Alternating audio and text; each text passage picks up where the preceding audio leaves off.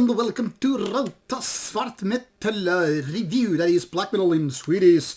Here we have a band called Domgård with its third album, Ödelagt.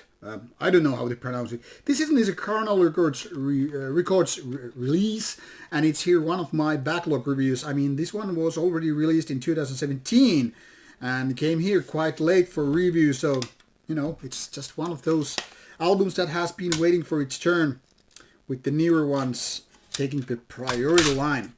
Now, I've reviewed back in the days the first album by the band in 2010, which was rather good.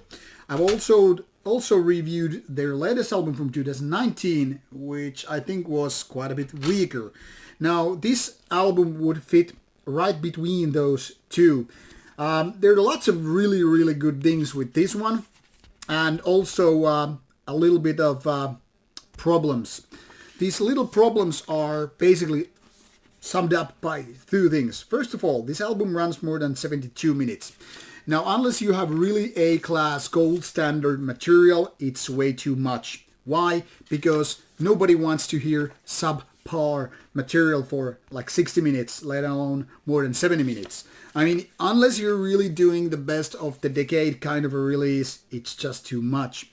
That means, in essence, this album has lots of extra fat, and had it been trimmed down, say around 40, 45 minutes, maybe 50 minutes, this would have been really good album, because there are lots of really good riffs, which in my opinion kind of do justice for Swedish black metal. But then again, there are lots of kind of a filler riffs, which then again, you know, makes me feel that this album isn't as good that it could have been. Now, production-wise, this third album, Ödelagt, is definitely quite nice. Nothing too fancy, but it's not like raw or poorly produced, so it's actually very listenable in that sense. Vocals, both clean, which are not much, but there are some clean parts, and those raspier parts are very good. Not maybe the best in the type or genre, but really good still, nevertheless. But songwriting, now this leaves me quite puzzled, because some of the parts are really good. They remind me of better days of Darkthrone, for instance. Some parts are more like, I guess, bands like Take and stuff like that. So there's a very strong Swedish-Norwegian connection in style.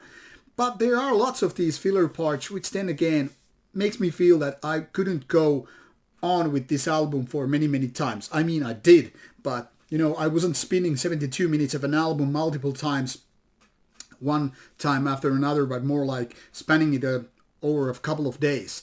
So all in all, I feel like I kind of get why the band is doing that. But to be honest, I would have trimmed, like said, about 1/3 off, and then it would have been a lot better album. Anyway, for people who just love Swedish and Norwegian black metal, there's no reason, in my opinion, why not to give this one a go. You will find the link in the description box, so I strongly suggest you to give it a go. But just be forewarned, it's good, but not that good.